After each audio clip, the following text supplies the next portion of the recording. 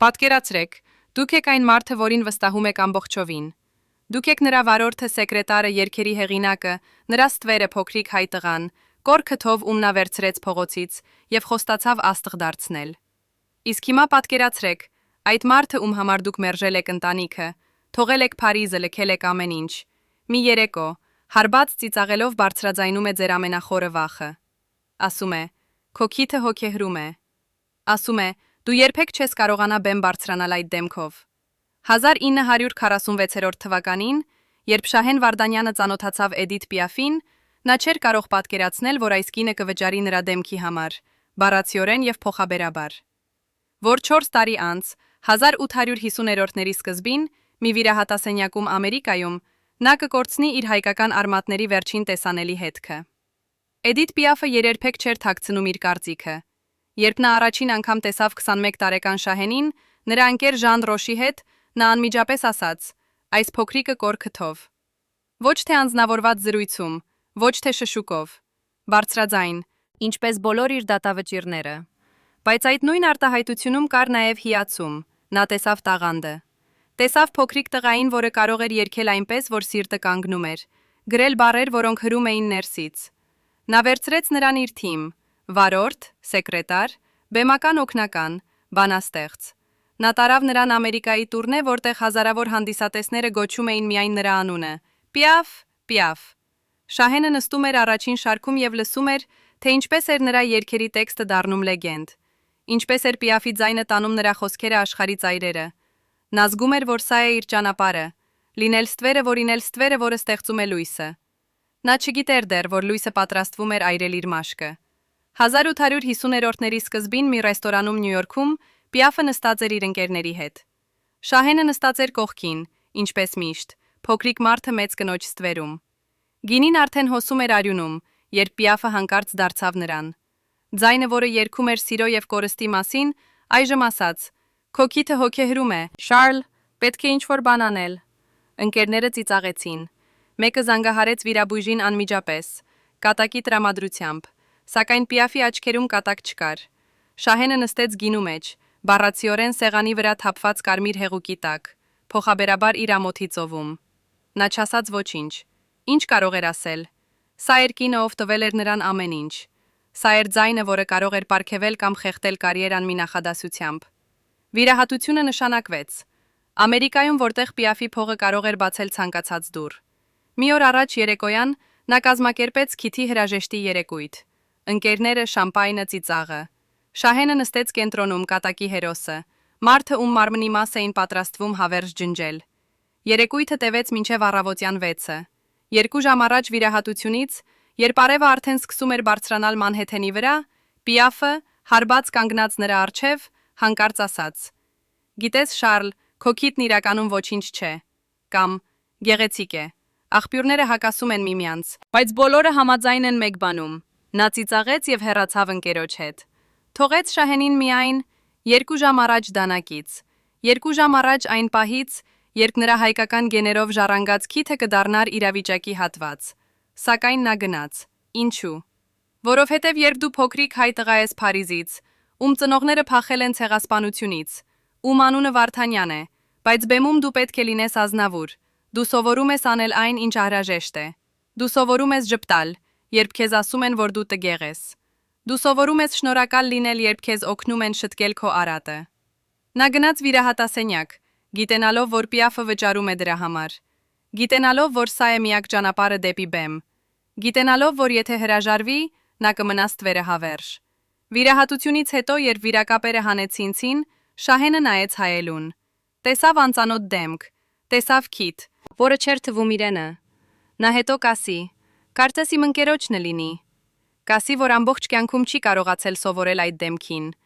Բայց այդ պահին նա պարզապես կանգնեց հայելու առջև եւ փորձեց ժպտալ այն մարդուն, ով այլևս ինքը չէր։ Փարիզ վերադառնալիս նա կրում էր կանաչ վերարկու եւ կապույտ գոլորակ, վիրքերը ծածկելու համար։ Պիաֆը տեսավ նրան եւ հարցրեց. «Դու ցիկագյան գործերում ես աշխատել»։ Ծիծաղեց։ Նա միշտ ծիծաղում էր Շահենի հաշվին։ Բայց եկեք վերադառնանք այն հարցին, որը խեղդում է մեզ։ Ինչու էր անհրաժեշտ այս վիրահատությունը։ Պիաֆը ասում էր, որովհետև Շահենի քիթը խանգարում էր նրա բեմադրական կարիերային։ Որովհետև հանդիսատեսը չէր կարող սիրել տղային, որը նման էր Կվազիմոդոյին։ Բայց արդյոք այդպես էր։ Թե սա էր միջոց վերահսկելու նրան ավելի խորը, կտրելու նրա վերջին կապը իր ինքնությանը, դարձնելու նրան լրիվ իր ստեղծագործությունը։ Տարածված է տեսությունը, Պիաֆը ասել է, քո քիթով չես կարող բեմ բարձրանալ։ Տարածված է տեսությունը, նա դրել է պայման, կամ քիթը կամ կարիերան։ Որոշ աղբյուրներ հակասում են, նշելով, որ Շահենը ինքը համաձայնվել է։ Բայց երբ համաձայնությունը տրվում է հարբած երեկույթից հետո, երբ քեզ զանգահարում են վիրաբույժին առանց հարցնելու, համաձայնություն է դա, թե պարզապես բաց դռնից մղում։ Այժմ փորձենք պատկերացնել այդ երեկույթը, քիթի հրաժեշտի գիշերը։ Սենյակը լի է մարդկանցով, ում մեծ մասը Պիաֆի շրջապատից է։ Շամպայնի բաժակները փայլում են լույսերի տակ, ծիծաղն ու երաժշտությունը լցնում են օդը։ Շահենը նստած է կենտրոնական աթոռին, պատվավոր հյուրը, որի դեմքը վաղը կփոխվի։ Ընկերները գալիս են ծիծաղում, ախ Շարլ, քեզ կքակեն, կատակները շատ են, բայց բոլորը զգում են լարվածությունը, ինչպես ատամնաբույժի սպասասրահում, երբ գիտես, որ ցավը անխուսափելի է։ Պիաֆը խմում է ավելի ու ավելի շատ, ավելի ու ավելի բարձրաձայն է դառնում։ Նա պատմում է բոլորին, ինչպես է փրկում Շահենին տգեղությունից, ինչպես է բացում նրա ճանապարհը դեպի փառք։ Նա խոսում է նրա մասին երրորդ դեմքով, կարծես նա սենյակում չէ, կարծես նա առարկա է, ոչ թե մարդ։ Ժամերն անցնում են, մարդիկ հեռանում են մեկ առ մեկ։ Շահենը մնում է նստած ավելի ու ավելի լուռ, մինչդեռ Պիաֆը պտտվում է սենյակում, ինչպես փոթորիկ։ Հարցեր են տալիս նրան, վախենում ես։ Նա ասում է ոչ, բայց ձեռքերը թրթռում են, երբ բարձրացնում է բաժակը։ Մեկը խորհուրդ է տալիս, դեռ ուշ չէ հրաժարվելու համար։ Պիաֆը անմիջապես միջամտում է։ Անիմաստ է, ամեն ինչ վճարված է, վիրաբույժը սպասում է։ Ձայնն այնպիսի վճռական է, որ լռությունը ընկնում է սենյակում։ Շահենը հասկանում է, փախուստ չկա։ Նա արդեն մտել է թակարդ, որի ջանքերը Պիաֆն է պահում։ Երբ ժամացույցը ցույց է տալիս առավոտյան 4-ը, սենյակում մնացել են միայն մի քանի հոգի։ Պիաֆը հարբած է այնքան, որ խոսքը շփոթված է, բայց դեռ վերահսկում է իրավիճակը։ Նա մոտենում է Շահենին, դնում ձեռքը նրա ուսին եւ հանկարծ ասում է այդ արտահայտությունը, որը կմտնի պատմություն։ Քո քիթն իրականում ոչինչ չէ, մի տարբերակով։ Գեղեցիկ է, մեկ այլ տարբերակով։ Նա ասում է այն անկեղծությամբ, որը միայն հարբեցողությունը կարող է տալ։ Բայց արդեն շատ ուշ է։ Արդեն 2 ժամ է մնացել։ Արդեն շամպայնի փողերը վճարված են, վիրաբույժը պատրաստ է։ Արդեն Շահենի հայկական քիթը դատապարտված է։ Նա նայում է Պիաֆին եւ փորձում է հասկանալ, անկեղծում է նա, թե սա նոր խաղ է։ Բայց Պիաֆը չսպասում է պատասխանի։ Նա դառնում է եւ հեռանում է ընկերոջ հետ, թողնելով Շահենին միայն նրա վերջին 2 ժամերին իր ծննդյան քթով։ Արդյոք կարող էր նա փախչել։ Արդյոք կարող էր նա վեր կենալ այդ պահին եւ ասել. «Ոչ, ես չեմ թույլատրի տալու»։ Տեսություններից մեկը ասում է, նա փորձել է։ Որ նա կանգնել է դռան մոտ, պատրաստ էր հեռանալ, բայց ընկերները, Պիաֆի մարդիկ, համոզեցին նրան։ Համոզեցին խոսքով թե ֆիզիկական ուժով, աղբյուրները մտավոր են այստեղ։ Մյուս տեսությունն ասում է նա գնաց կամովի, հավատալով, որ սա է ճանապարհը։ Բայց երրորդ տեսությունը առավել սարսափելին ասում է, նա գնաց, որովհետև Պիաֆի համոզելը եղել է տարիների գործընթաց։ Որովհետև յուրաքանչյուր անգամ, երբ նա անվանել է Շահենին փոքրիկ տղակոր քթով, յուրաքանչյուր անգամ, երբ նա ծիծաղել է նրա արտաքինի վրա, յուրաքանչյուր անգամ, երբ նա հիշեցրել է նրան, թե որքան պարտական է նրան, նա քանդել է Շահենի ինքնագնահատականը մի քարից մյուսը։ Այնպես որ երբ եկավ օրը, երբ նա ասաց վիրահատություն, Շահենը արդեն չէր հավատում, որ իր սեփական դեմքը արժանի էր պաշտպանության։ Մենք չգիտենք, թե ինչ էր խորում Շահենը, երբ գնում էր վիրահատասենյակ։ Մենք չունենք նրա մտքերի ձայնագրությունը այդ առավոտյան։ Բայց մենք ունենք այն, ինչ նա ասաց տարիներ անց։ Ունենք նրա խոսքերը, որ երբեք չէ սովորել այդ նոր դեմքին։ Ունենք նրա լռությունը, երբ հարցնում էին վիրահատության մասին։ Ունենք նրա կատակները, որ Պիաֆի շնորհիվ նա դարձավ ֆրանսիացի։ Կատակներ, որոնք շատ դառ էին, որպեսզի իրական լինեին։ Եվ մենք ունենք մի փաստաթուղթ, որը հազվադեպ է քննարկվում, նրա կնոջ դատավարությունը։ Այո, ճիշտ եք լսում։ Շահենը պետք է վերադառնար Փարիզ վիրահատությունից հետո, կնոջից բերման հայցի պատճառով։ Բայց Պիաֆը համոզեց նրան մնալ իր թիմում։ Արդյոք սա նշանակում է, որ վիրահատությունը եղավ այն պահին, երբ նրա անձնական կյանքը քանդվում էր։ Արդյոք սա նշանակում է, որ Պիաֆը օգտագործեց նրա խոցելիությունը, փրկելու նրան, դարձնելու նրան ավելի կախված իրենից։ Եվ ահա մենք հասնում ենք հիմնական հարցին։ Եթե Շահենը զղջաց ամբողջ կյանքը, ինչու նա երբեք չխոսեց դրա մասին բացահայտ։ Ինչու նա շարունակեց պաշտել Պիաֆի հիշատակը, անվանել նրան իր կարիերայի մայրը։ Մի տեսությունն ասում է, որովհետև նա իսկապես հավատում էր, որ վիրահատությունն օգնեց նրան, որ առանց դրա նա երբեք չէր դառնա Շարլ Ազնավուր, լեգենդը, ում դիսկերը հասան Բիլբորդի առաջին տեղը 1995 թվականին։ Մյուս տեսությունն ավելի մթնշաղային է։ Նա չէր կարող խոսել, որովհետև խոսելը նշանակում էր ընդունել, որ ամբողջ կյանքն անցել է կեղծ դեմքի տակ։ Նշանակում էր ընդունել, որ կինը, ում նա պարտական է ամեն ինչով, նաև քանդել է իր կյանք տականը։ Ամեն ինչով։ Նաև քանդել է նրան ամենախորը մակարդակում։ Երրորդ տեսությունը նա պաշտպանում էր Պիաֆին, որովհետև սիրում, որը ներում է ամեն ինչ։ Նույնիսկ դավաճանությունը, նույնիսկ դեմքի գողությունը։ Մինչև վերջին րոպեն ես հավատացի, որ մենք կփրկվենք, ասում է մի մարդ, ով աշխատել է Պիաֆի շրջապատում եւ չի ցանկացել բացահայտել իր անունը։ Նա այժմ 80-ամյա է, բայց ձեռքերը դեռ դողում են, երբ պատմում է այն, ինչ տեսել է։ Մենք հանդիպել ենք նրան Փարիզի մի փոքրիկ սրճարանում, որտեղ նա պատմում է պատմություն,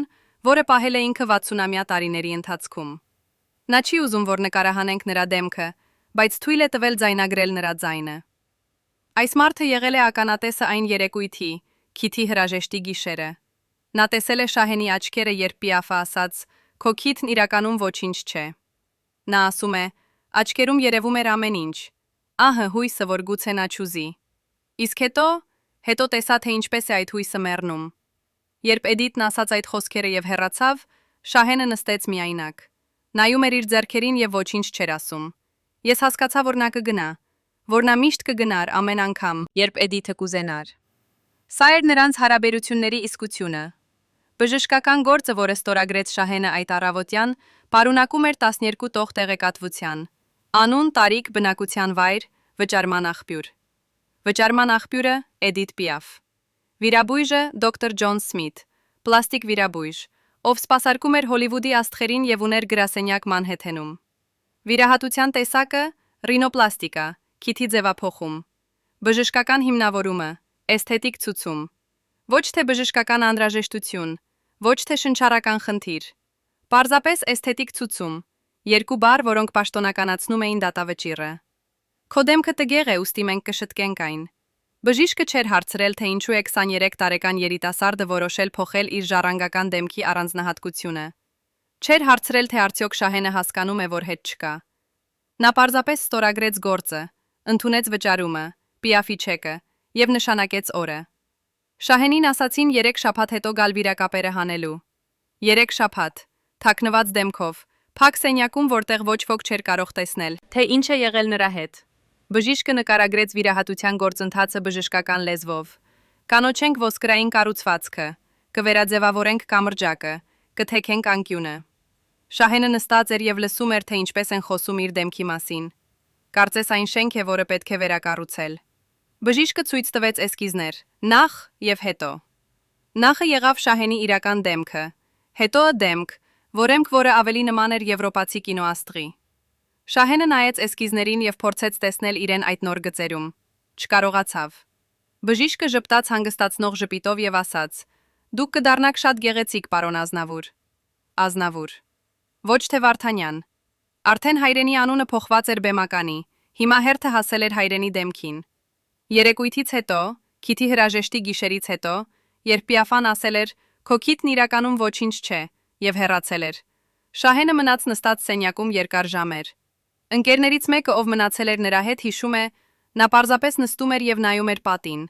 Ես հարցրի ուզում է խոսել, նա ասաց ոչ։ Հարցրի ուզում է, որ զանգահարեմ բժշկին եւ չեղարկեմ, նա ասաց ուշ է արդեն։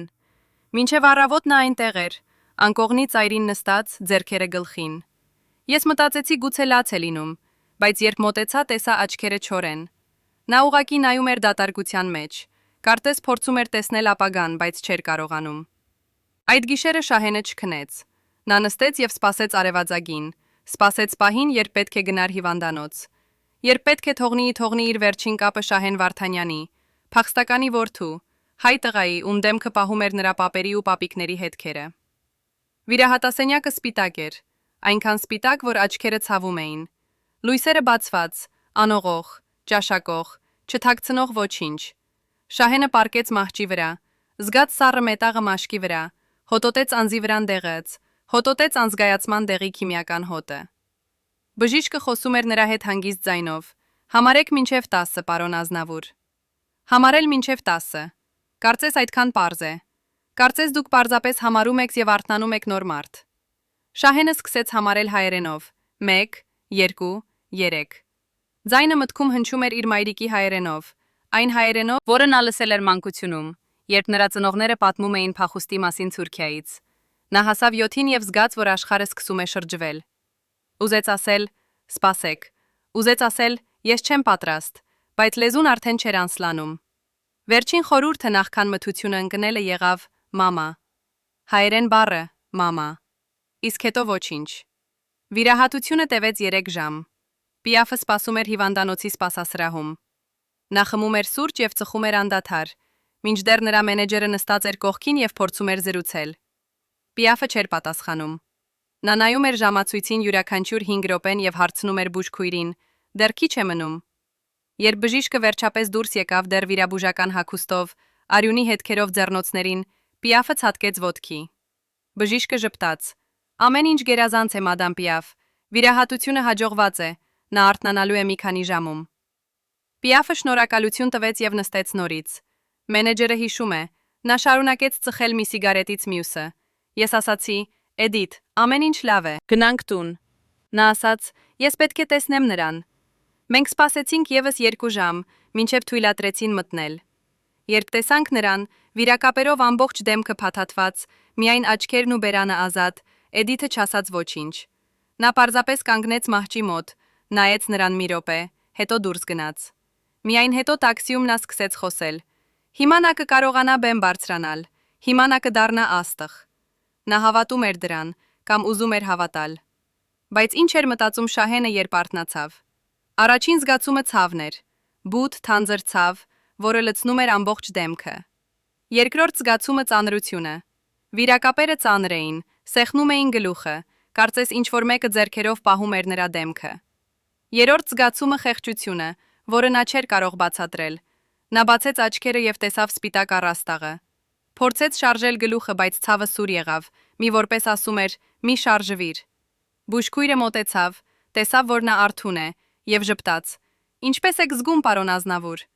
Շահենը փորձեց պատասխանել, բայց ձայնը ցրտահար էր, կոտրված։ Բուժքույրը տվեց ջուր, օգնեց խմել։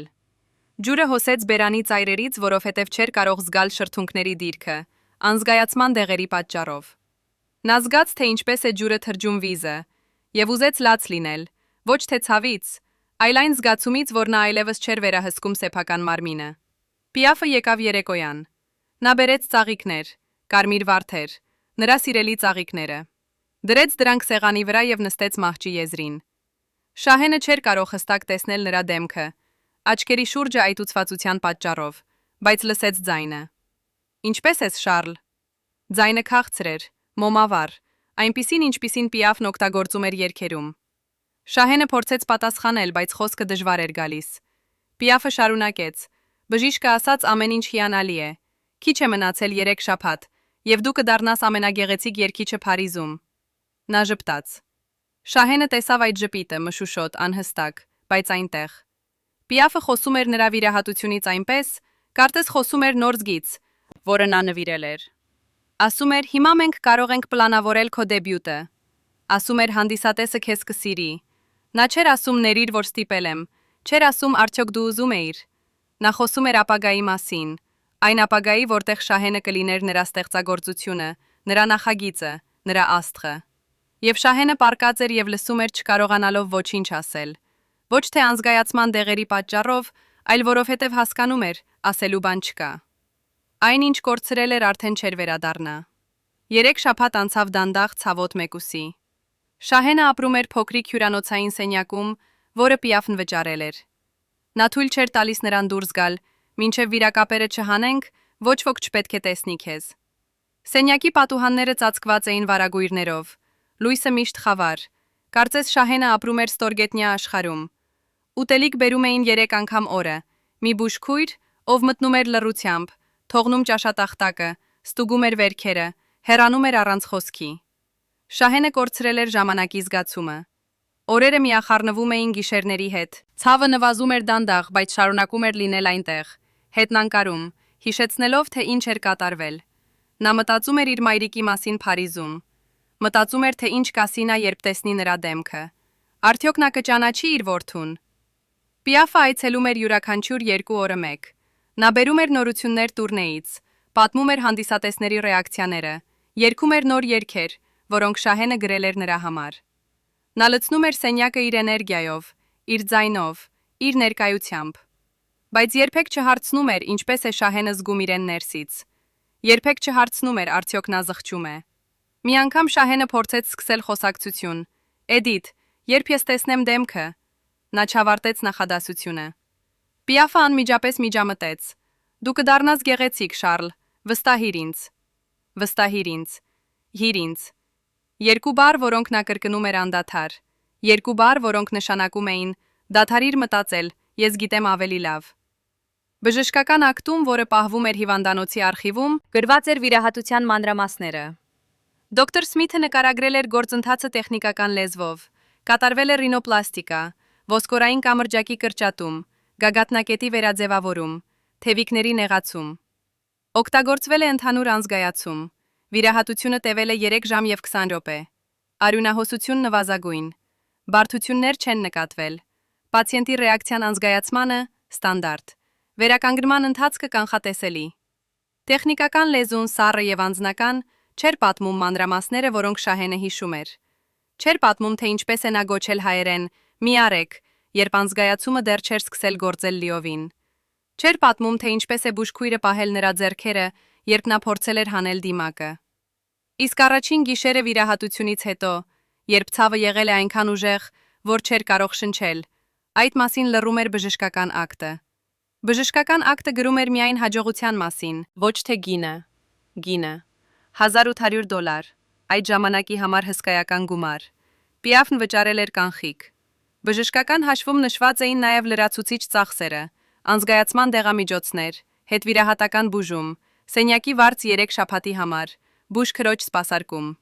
Ամբողջը միասին $1500։ Գումար, որով կարող էին ապրել 3 ընտանիքներ մի տարի։ Պիաֆը երբեք չի հիշեցրել Շահենին այդ գումարի մասին, բայց Շահենը գիտեր։ Նա զգում էր, թե ինչպես է այդ պարտքը գրանցվում նրա ներսում, ոչ թե ֆինանսական պարտք, այլև էգզիստենցիալ։ Այժմ նա պարտական էր նրան ոչ միայն կարիերան, այլև դեմքը։ Այժմ նա չէր կարող երբևէ հեռանալ, երբեք ասել ավելի։ Որովհետև ինչպես կարող ես հեռանալ մարդուց, ով վերաստեղծել է քեզ։ Վիրակապերը հանելու օրը Շահենը արթնացավ վաղ։ Նա չէր քնել գիշերը, մտածելով այն պահի մասին։ Փորձում էր պատկերացնել իր դեմքը, բայց չէր կարողանում։ Մտքում պտտվում էին բժշկի էսկիզները, այդ գծագրությունները, որոնք ցույց էին տալիս հետոն։ Բայց այդ գծերը չէին դառնում իրական դեմք նրա երևակայության մեջ։ Նա վախենում էր ոչ թե որ դեմքը տգեղ կլինի, այլ որ այն կլինի օտար։ Որ նա կնայի հայելուն և չի տեսնի Շահեն Վարդանյանին։ Երբ բժիշկը սկսեց հանել վիրակապերը, Շահենը փակեց աչքերը։ Զգաց, թե ինչպես է յուրաքանչյուր շերտ բացվում, զգանդաղ, զգույշ։ Հետո սառը օդն անակնկալ դիպչեց մաշկին, որը 3 շաբաթ չէր շնչել։ Բժիշկը ասաց. «Կարող եք բացել աչքերը, պարոն Ազնավուր»։ Շահենը բացեց աչքերը և նայեց Մհայելուն, որը բժիշկն ուղղել էր նրան։ Եվ ինչ որ տեսավ, ստիպեց նրան կանգ առնել։ Դեմքը, որը նայում էր նրան հայելուց, ծանոթ էր և ծանոթ չէր միաժամանակ։ Աչքերը նույնը, շրթունքները նույնը, ճակատը նույնը, բայց քիթը այլ։ Ավելի փոքր, ավելի ուղիղ, ավելի եվրոպական։ Քիթը, որը չէր պատկանում այդ դեմքին, կարծես ինչ-որ մեկը վերցրել էր ուրիշ մարդու մարմնի մասը և տեղադրել նրա դեմքի կենտրոնում։ Շահենը բարձրացրեց ձեռքը և դիպչեց քիթին։ Մաշկը տակառուկ էր, զգայուն, օտար։ Նա շոշափեց կամրջակը, գագաթնակետը, թևիկները փորձելով զգալ դրանք որպես սեփական մարմնի մաս։ Բայց դա այլ մարդու քիթ էր։ Բժիշկը խոսում էր նրա հետ. «Այդ ուծվածությունը կանցնի 2 շաբաթում, վերջնական արդյունքը կտեսնեք 1 ամսում»։ Շահենը լսում էր, բայց չէր հասկանում։ Նա դեռ նայում էր հայելուն, փորձելով գտնել սեփական դեմքը այդ օտար գծերում։ Չգտավ։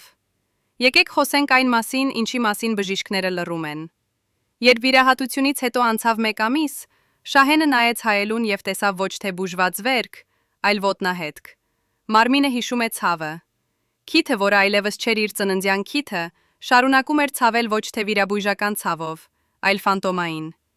Այն ցավը, երբ մարմնի մասը փնտրում է ինքն իրեն եւ չի գտնում։ Բժիշկները սա անվանում են հարմարվողականություն,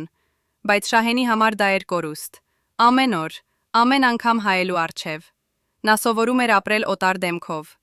Վերադառնալով Փարիզ, նա առաջին անգամ տեսավ մայրիկին։ Նա բացեց դուռը եւ մայրը կանգ առավ պահմը, նայելով այն մարդուն, ում ծնել էր 24 տարի առաջ։ Աչքերը ճանաչեցին որդուն, բայց ձեռքերը, երբ դիպան դեմքին, փնտրում էին ծանոթ գծերը։ Ինչ արեցին քեզ, որդիկ, ասաց նա հայերեն, այն բառերով, որոնք պահում էին Հայաստանի հողի հոտը։ Շահենը չպատասխանեց։ Ինչպես կարող էր բացատրել, որ չէին արել նրան ոչինչ։ Նրանք պարզապես վերցրել էին նրա վերջին կապը իր նախնիների հետ եւ դարձրել էին այն եվրոպական գեղեցկություն։ Մայրը շոշափեց նրա քիթը, այն նոր, ուղիղ, օտար կամրջակը, եւ աչքերը լցվեցին արցունքներով։ Քիթը, որը նա կորցրել էր, չէր եղել պարզապես դեմքի մաս։ Քիթը իր հոր քիթն էր եղել, իսկ հայրը կրել էր իր պապի քիթը։ Երբ հայեր են փախչում ցեղասպանությունից, նրանք կրում են փաստաթղթերը կարող են իրենց դեմ կարող են փլչել, բայց քիթը, ականջները, աչքերի ձևը, սրանք են փախուստի հետ անցնող սերնդի աննկատ իրերը։ Վիրահատությունից հետո Շահո Շահենը դիտում էր իր մայրիկի դեմքը եւ փնտրում նրա քթում իր հին դեմքի հետքերը։ Գտավ։ Բայց երբ նա նայում էր հայելուն, այդ հետքերը չկային։ Նա էր դարձել մի կտոր առանց ծագման։ Օրերը սկսեցին անցնել նոր ռիթմով։ Պիաֆը պահանջում էր նրա ներկայությունը ամեն օր։ Ասում էր. «Դու այժմ պետք է սովորես նոր դեմքիդ հետ»։ Կարծես դեմքը հագուստ լիներ, որը կարելի է փոխել։ Նա վերցրեց նրան նկարահանումների, փորձարկումների, հանդիպումների։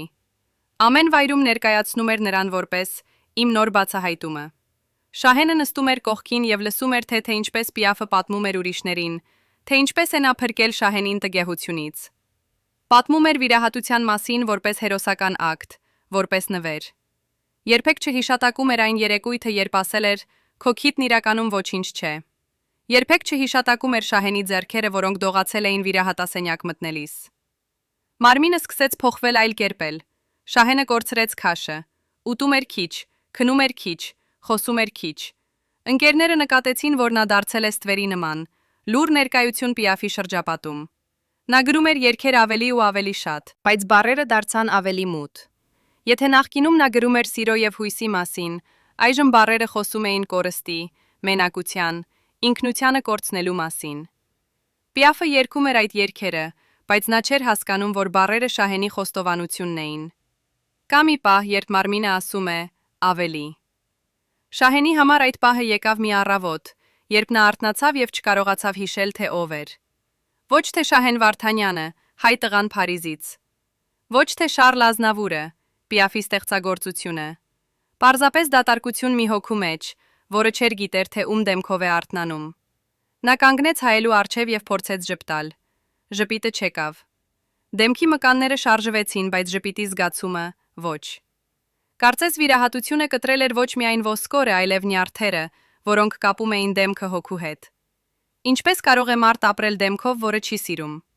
Ինչպես կարող է նա երգել սիրո մասին, երբ չի կարող սիրել սեփական անդրադարձը։ Ահա այս հարցերն էին հետապնդում Շահենին առաջին ամսներին վիրահատությունից հետո։ Նա սկսեց խուսափել հայելիներից, սկսեց նախընտրել մութ սենյակները, որտեղ դեմքը չէր երևում հստակ։ Սկսեց գրել գոլորակներ, գլխարկներ, ամեն ինչ, որ կարող էր մասամբ ծածկել դեմքը։ Պիաֆը նկատեց եւ բարկացավ. «Դու պետք է ցույց տաս քո նոր գեղեցկությունը, ոչ թե թաքցնես այն»։ Բայց Շահենը չէր կարող բացատրել, որ թաքցնում էր ոչ թե դեմքը, այլ ամոթը։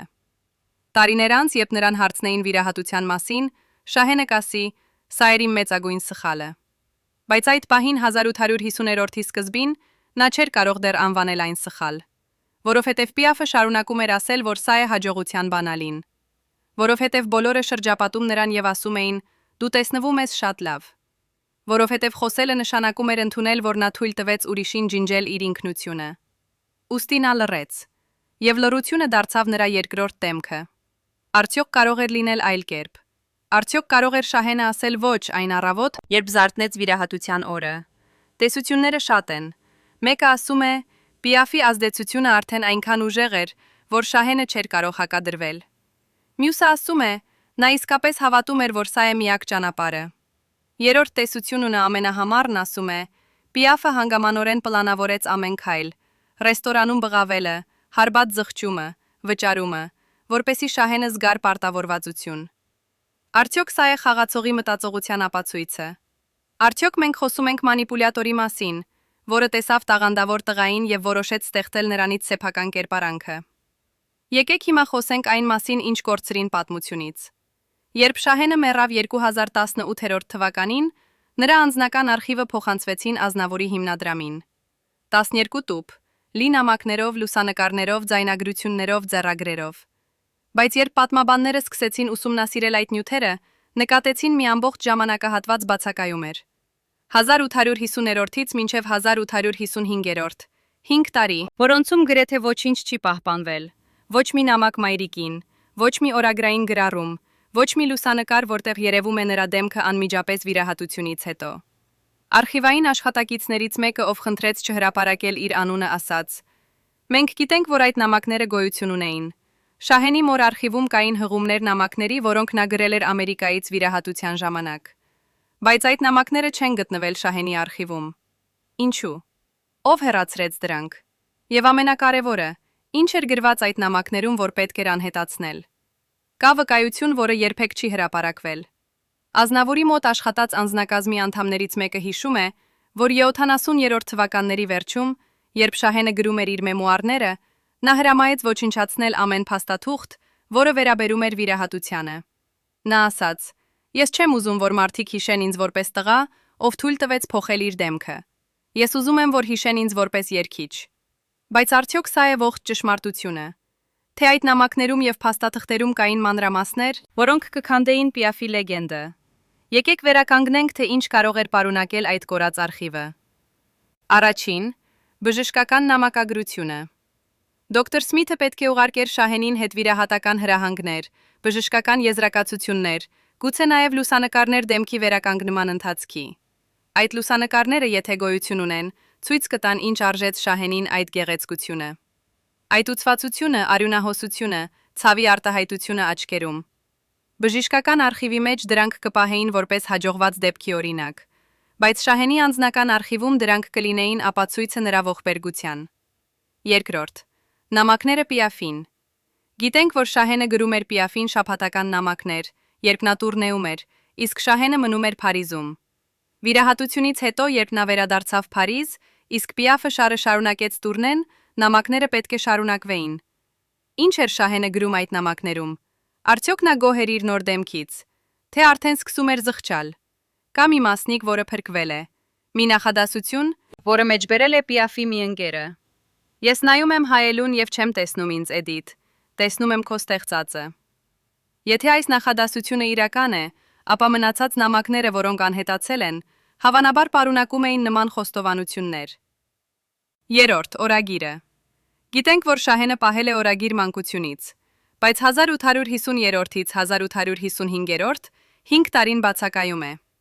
Ինչու։ Մի տեսությունն ասում է, նա դադարեց գրել, որովհետև չէր ուզում ֆիքսել իր ցավը։ Մյուս տեսությունն ավելի մութ է, նա գրեց, բայց հետո ինքը ոչնչացրեց այդ էջերը, որովհետև դրանք պարունակում էին բան, որ նա չէր ուզում որևէ մեկը երբևէ կարդա։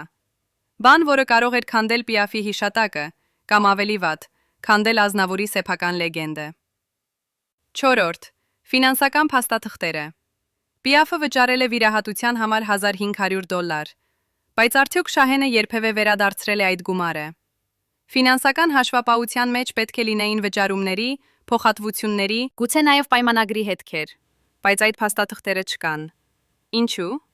Մի տեսությունն ասում է, Պիաֆը երբեք չպահանջեց վերադարձ, դիտելով այն որպես ներդրում Շահենի ապագայի մեջ։ Մյուս տեսությունն ասում է, եղել է անգիր պայմանագիր, Շահենը կվերադարձնի գումարը ոչ թե դրամով, այլ լոյալությամբ։ Կմնա Պիաֆի թիմում, կգրի նրա համար երգեր, կլինի նրա ստվերը այնքան ժամանակ, որքան նա ուզի։ 5. Բժշկի գաղտնի զեկույցը։ Հայտնի է, որ դոկտոր Սմիթը ուղարկում էր իր կարևոր հաճախորդներին ոչ պաշտոնական զեկույց, նամակ, որտեղ բացատրում էր հոգեբանական հարմարվողականության գործընթացը։ Մի տեսության համաձայն, այդ նամակը պարունակում էր նաև զգուշացում։ Պացիենտը ցույց է տալիս դեպրեսիայի նշաններ, Հիշեցնում եմ, որ ռինոպլաստիկան կարող է ազդել ինքնագնահատականի վրա։ Եթե այդ նամակը գոյություն ուներ եւ Պիաֆը ստացավ այն, ապա նա գիտեր, ինչ էր անում Շահենին,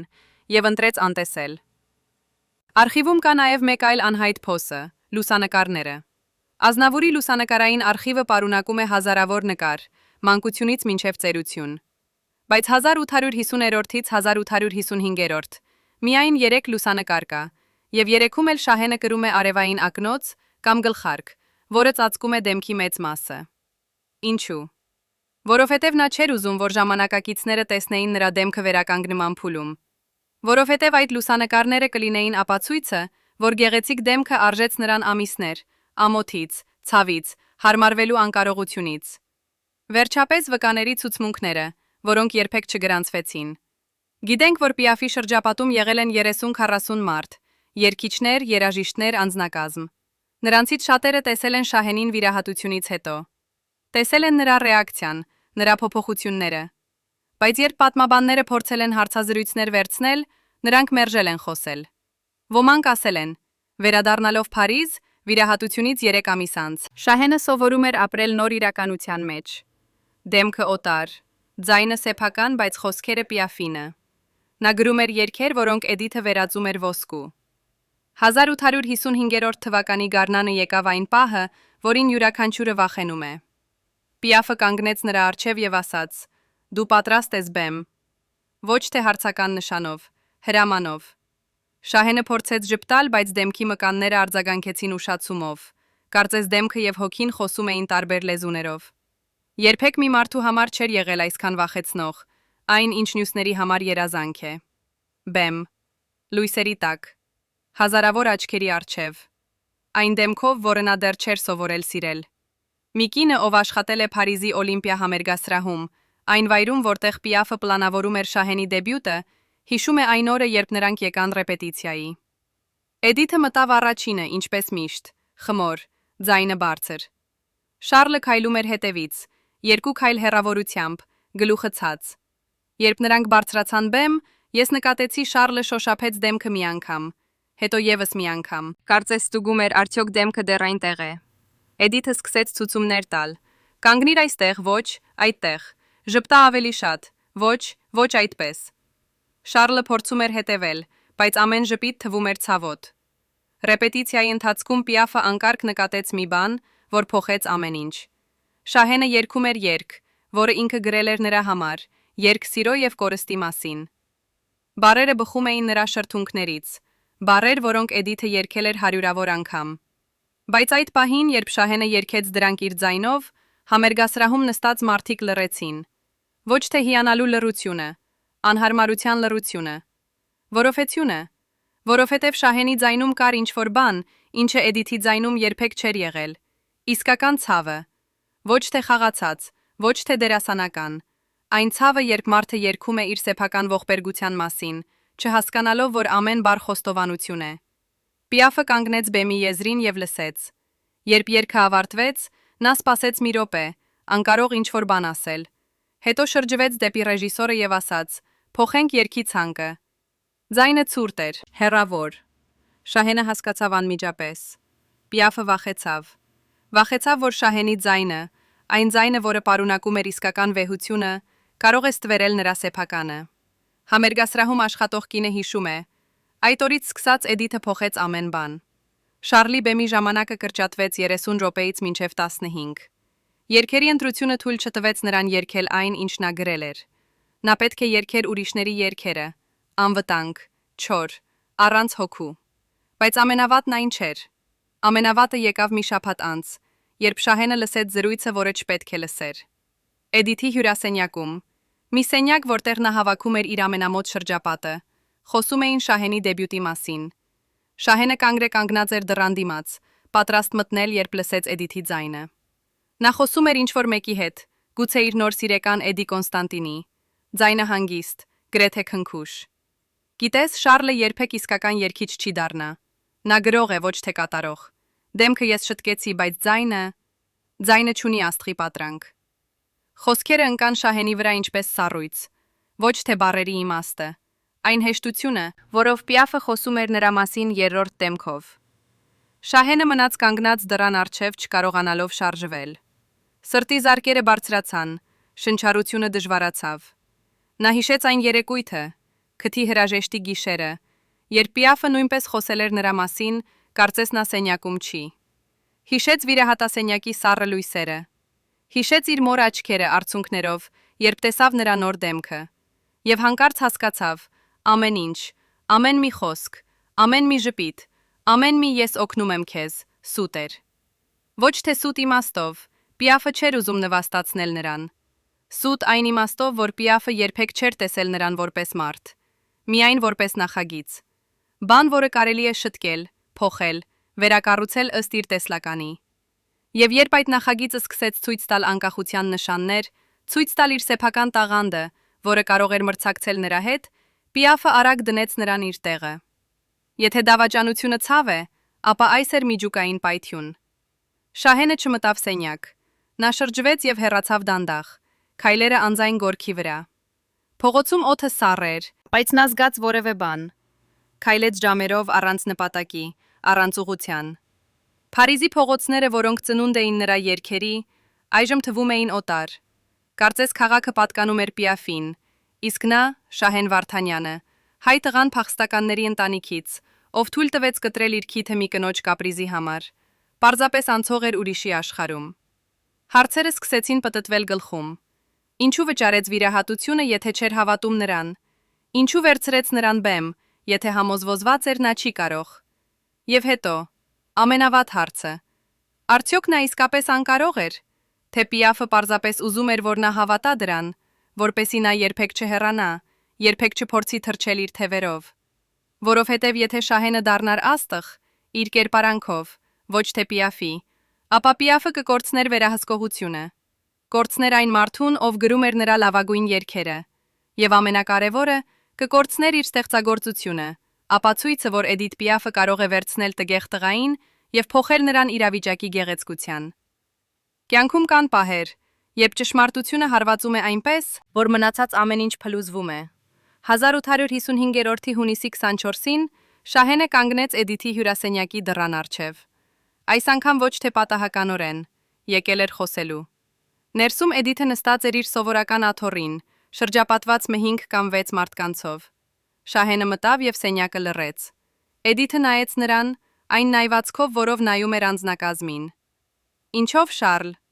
Շահենը մի պահ սպասեց։ Մտածեց բոլոր խոսքերի մասին, որոնք պատրաստել էր առաջին գիշերը։ Մտածեց բոլոր հարցերի մասին, որոնք ուզում էր տալ։ Բայց երբ բացեց բերանը, դուրս եկավ միայն մեկ նախադասություն. Ես հեռանում եմ։ Երրորդ խոսքերը հնչեցին սենյակում ինչպես գերեզմանակար։ Էդիթը չշարժվեց։ Նա նայում էր նրան աչքերը նեղացած, կարծես փորձում էր կարդալ նույն սիրված գիրքը, որի էջերը հանկարծ փոխվել էին։ Հետո ժպտաց, այն ժպիտով, որը Շահենը ատում էր ամենից շատ։ Այն ժպիտը, որով նա թաքցնում էր իր իսկական զգացումները։ Հեռանում ես։ Ուր։ Ձայնը թեթև, սակայն դրա տակ կար մի բան, սառը, մետաղական։ Շահենը պատասխանեց. Հեռու քեզնից։ Խոսքերը պարզ էին, բայց դրանց իմաստը լցվում էր ամբողջ սենյակը։ Էդիթի ընկերներից մեկը փորձեց միջամտել. Շարլ, հանգստացիր, եկ նստենք եւ խոսենք։ Բայց Էդիթը բարձրացրեց ձեռքը լռեցնելով նրան։ Նա չկարողացավ հանել աչքերը Շահենից։ Ինչու։ Որովհետև ես լսեցի, թե ինչ ասացիր իմ մասին։ Շահենի ձայնը չբարձրացավ։ Ոչ բարկություն, ոչ հուզմունք։ Պարզապես փաստի հայտարարություն։ Էդիթը սառեց։ Մի վայրկյան, միայն մի վայրկյան, նրա դեմքը կորցրեց իր դիմակը։ Շահենը տեսավ այնտեղ մի բան, որը երբեք նախկինում չէր տեսել։ Ոչ թե ամոթ, ոչ թե զղջում։ Վախը, որ կորցնում է վերահսկողությունը։ Բայց հետո դիմակը վերադարձավ, արագ, փորձառու։ Ինչ էի ասել։ Հարցը չէր ինչ ասացիր, այլ որքանով լսեցիր։ Շահենը կարող էր խաղալ այդ խաղը, կարող էր կրկնել խոսքերը, դնել դրանք Էդիթի դեմքի վրա ինչպես թուղթ։ Բայց հանկարծ զգաց սպառված է, սպառված խաղերից, սպառված ստից, սպառված լինելուց Պիաֆիստի ստեղծագործությունը։ Նա պարզապես ասաց. այն ամենը, ինչ պետք էր իմանալ։ Շրջվեց հեռանալու։ Էդիթի ձայնը հնչեց նրա հետևից, այժմ բարձր, սուր։ Եթե դու հեռանաս, Շարլ, Դու կմնաս պայմաններում, որոլ դու չես դառնա երբեք ոչինչ։ Քո դեմքը, քո ձայնը, քո ամեն ինչ իմ ստեղծածն է։ Առանց իմ դու ոչինչ ես։ Շահենը կանգ առավ դռան մոտ, չդարձավ, խոսեց նայելով պատին։ Գուցե դու ճիշտ ես, գուցե ես իսկապես ոչինչ եմ առանց քեզ, բայց ես նախընտրում եմ լինել ոչինչ իմ սեփական դեմքով, քան լինել ինչ-որ մեկը քո ստեղծածով։ Հետո հեռացավ։ Դռան փակվելու ձայնը վերջնական, անվերադարձ։ Երբ Շահենը հեռացավ Պիաֆի թիմից, շատերը կանխատեսեցին նա կլուծվի։ Ինչպես կանխատեսվեր, փոքրիկ տղան առանց իր հովանավորի կսպառվի Փարիզի դաժան մրցակցային աշխարհում։ Բայց մի բան եղավ, որը ոչ ոք չէր սպասում։ Շահենը սկսեց գրել։ Ոչ թե Պիաֆի համար, ոչ թե ուրիշների համար։ Գրեց իր համար։ Եվ բառերը, որոնք դուրս եկան նրա մեջից, էին այրված փորձառության արյունը։ 5 տարի անց 1860-ին Շահեն Վարդանյանը, այժմ Շարլ Ազնավուր անվամբ աշխարհի բեմերում, կանգնեց իր առաջին մեծ համերգի բեմում։ Լրիվ սրահ։ Հազարավոր մարդիկ, ովքեր եկել էին լսելու այն մարդուն, ում մասին պատմում էին որպես Պիաֆի նախկին պրոտեժեի, ով համարձակվեց հեռանալ։ Շարլը կանգնեց բեմի կենտրոնում։ Լույսերը կուրացնող էին։ Նա մի պահ փակեց աչքերը եւ հիշեց։ Հիշեց այն առավոտը, երբ արթնացավ վիրահատասենյակում։ Հիշեց իր մոր արցունքները, հիշեց Պիաֆի վերջին խոսքերը։ Բացեց աչքերը եւ սկսեց երգել։ Երգը, որը կատարեց իր սեփականն էր։ Բարերը պատմում էին մարդու մասին, ով կորցրեց իր դեմքը, բայց գտավ իր ձայնը։ Երգը պատմում էր սիրո մասին, որը ոչնչացնում է այն, ինչ սիրում է։ Երգը պատմում էր համարձակության մասին ասել ոչ այն մարդուն, ով տվել է քեզ ամեն ինչ, բայց վերցրել է քեզնից ավելին։ Երբ երգը ավարտվեց, սրահում եղավ լռություն։ Մի երկար ծանր լռություն։ Շարլը կանգնած էր բեմում եւ սպասում էր դատավճռին։ Եվ հետո սրահը պայթեց ծափերով։ Պիաֆը, ով այդ երեկո նստած էր իր բնակարանում Փարիզում, շրջապատված նոր նվիրյալներով, լսեց ռադիոյով այդ համերգի փոխանցումը։ Ընկերներից մեկը հիշում է, երբ Շարլի ձայնը հնչեց ձայնավորից, Էդիթը դադարեցրեց խոսակցությունը։ Նա նստեց եւ լսեց։ Երբ երգը ավարտվեց, նա ոչինչ չասաց, պարզապես կանգնեց եւ գնաց իր սենյակ։ Դռան փակվելու ձայնից հետո ուրիշները լսեցին ինչ-որ բան, որը կոտրվեց։ Եթե Էդիթ Պիաֆը երբևէ զղջում էր ինչ-որ բանի համար, դա այդ պահն էր, բայց նա երբեք չխոստովանեց։ Էդիթ Պիաֆը մեռավ 1963 թվականի հոկտեմբերի 11-ին։ 47 տարեկան, մարմինը ջարդված թմրանյութերից, ալկոհոլից եւ անդրդմելի կյանքից։ Շարլ Ազնավուրը, երբ լսեց նրա մահվան մասին, նստեց իր բնակարանում Փարիզում եւ փորձեց լաց լինել։ Չկարողացավ։ Արցունքները չեկան։ Ոչ թե որովհետև չէր սիրում նրան, այլ որովհետև այն, ինչ զգում էր ավելի բարդ, քան կորուստ։ Դա էր ազատության եւ պարտավորության խառնուրդը։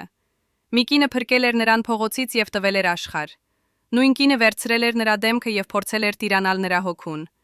Շարլը գնաց Էդիթի թաղմանը։ Կանգնեց հեռվից, ուր ոչ ոք չէր կարող տեսնել նրան։ Նայեց, թե ինչպես են սպիտակ արկղը իջեցնում գետնի մեջ։ Մտածեց բոլոր տարիների մասին, երգերը, որոնք գրել է նրա համար, ճանապարհորդությունները,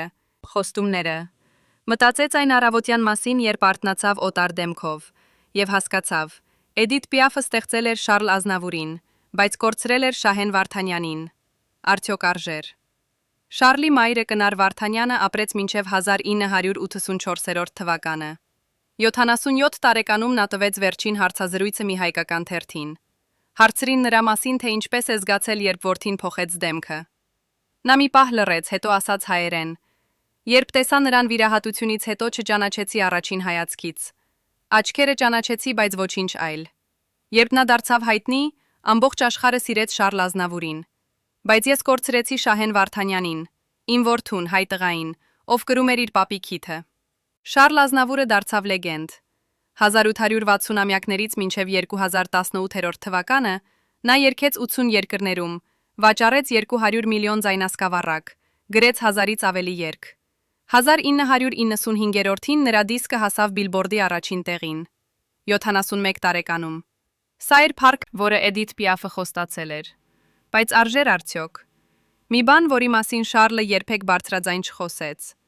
Իր կյանքի վերջին տարիներին, երբ նա 19 տարեկան էր, նա կանգնեց լուսանկարիչի առջև մի մեծ պորտրետի համար։